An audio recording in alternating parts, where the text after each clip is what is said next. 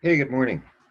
This will be the last regular show that I'm going to be doing for a while. I'll continue to try to do one a week and maybe a little bit longer, a little bit more complex.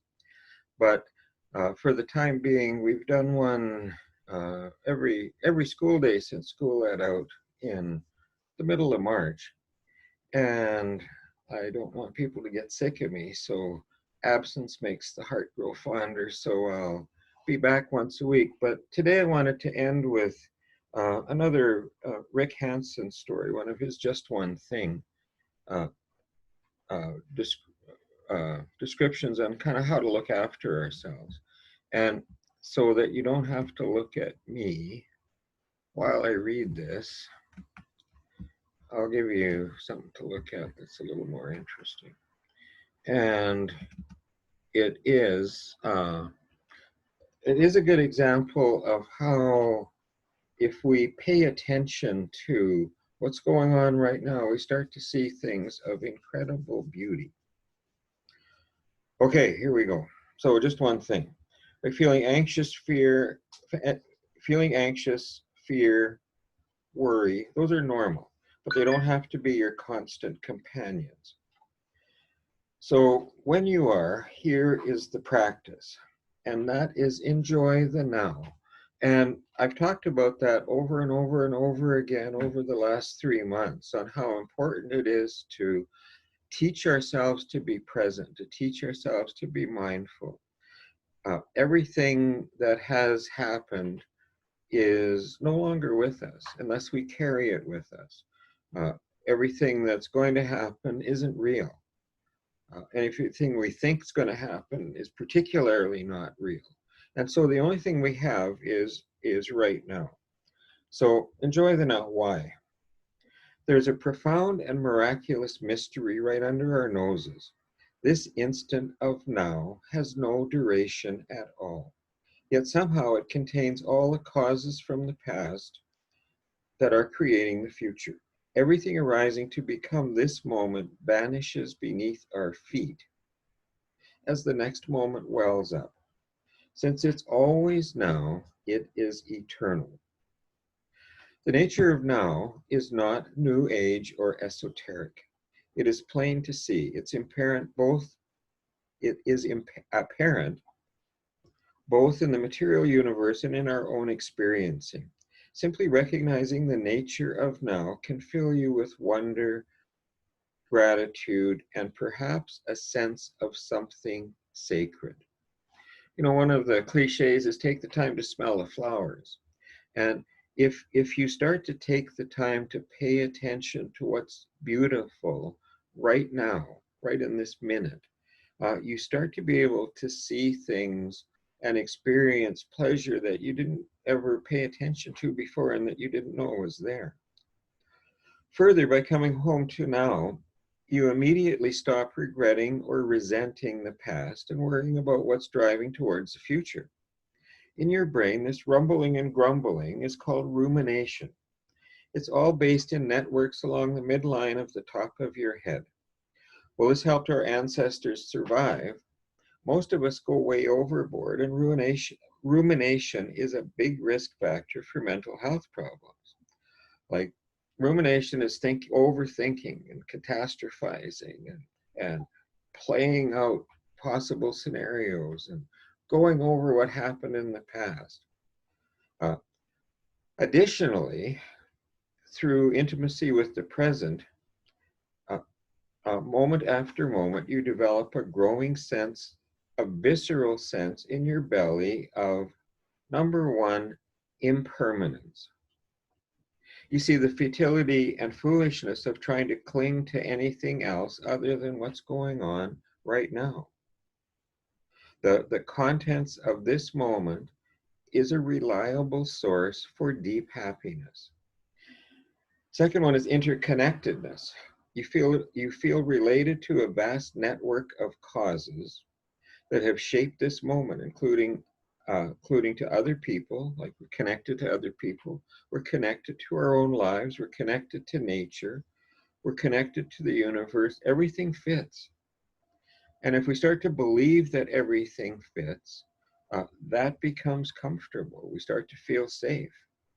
And fullness, recognizing the incredible richness of this moment, its sights, its sounds, its sensations, taste, smells, thoughts, memories, emotions, and other contents in the stream of consciousness. And you relax craving and drivenness since you already feel fed. Like if you take in what's going on now, you start to feel emotionally full. Everything becomes beautiful. So the how. For most people, the subjective present is an interval 1 or 2 seconds long. It contains the last second or so of the immediate past, as well as the emergent, emerging present, often infused with expectations about the immediate future. It's okay, therefore, if your sense of the present usually has a kind of temporal thickness to it. You will probably have the flashes of intuitive recognition of the I hate that when I can't read a word that I know, that I've known for years. Infinitely thin duration of now that boggle and sometimes stop the mind. The present moment is continually passing away. So if you try to hold on to it in any way, such as remembering it or forming ideas about it, you're no longer in the present. Like it's a flow.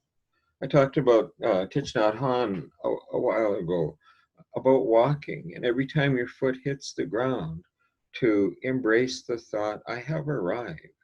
Like, don't worry about where you're going. Every step you take is an arrival. It is the present. So if you try to hold on to it in any way, such as remembering it or forming ideas about it, you are no longer in the present. Therefore, relax, open to this moment, not planning, not worrying, not lost in thought. Instead of seeing yourself moving through time, explore the sense of being an ongoing presence, like we're always arriving, an awareness through which time moves. Let the world come to you. Recognize that the sights and sounds and all other mental phenomena appear without effort. Everything comes to us.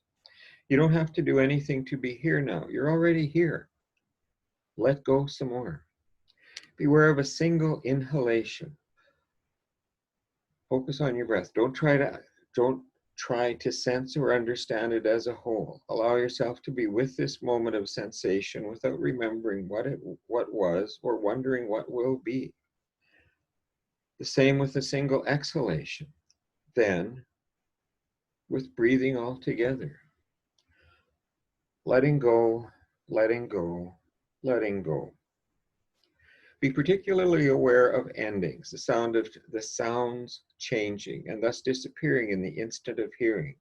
Like a train whistle, lots of us are captivated by train whistles. We like listening to them, and they catch our attention, and then they're gone. And so it's just that moment of experiencing that train whistle that makes them beautiful. Of each moment of consciousness altering and thus ending to be replaced by another one. If you get frightened or disoriented by a growing sense of the vanishingness of each appearance of reality, focus on something concretely pleasurable and reassuring, like that bee. Like if you look at that bee, like he's not thinking about anything else. He's just focused on what he's doing. Like the sensation of flannel against your cheek or the touch of someone who loves you. Then be particularly aware of emergings, of the arising of matter and energy in the world and the arising of appearances, perceptions, thoughts, longings. In the inner one, let go into feeling buoyed by the uprising swelling of this moment, congealing into existence, like I am here, right now. This is me. Open to trusting in this process like a wave continually carrying you, even as it continually breaks into foam. You know how waves work, like you can see it coming, and it's there, and it's there, and it's there, and then it's gone.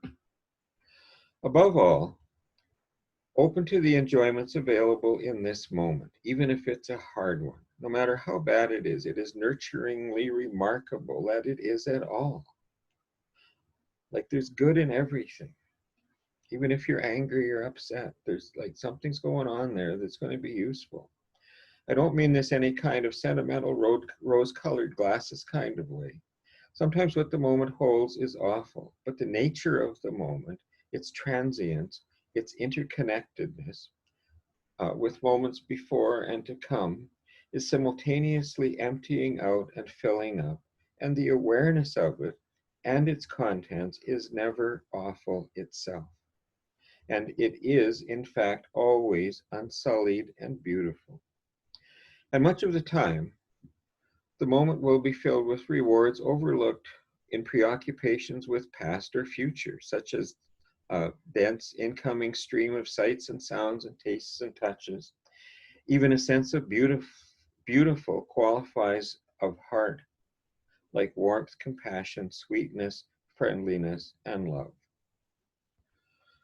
So nourished, so full with the riches of now, who would want to be any when, anywhere, or any when else? So that's his just one thing. And like I said, how do I get out of here now? I have no idea. Oh, there. Little amusement for you with me struggling with this technology stuff. Old guys do figure out some things. So keep that in mind. And there's like we've done over 60 shows. So if you didn't catch them all, dig around. They're all still on Facebook. They're on my website. Take care of yourselves. Value yourselves. You're precious. Pay attention to what's going on right now, and things will work out. I will check in with you next week. Take care. Thank you.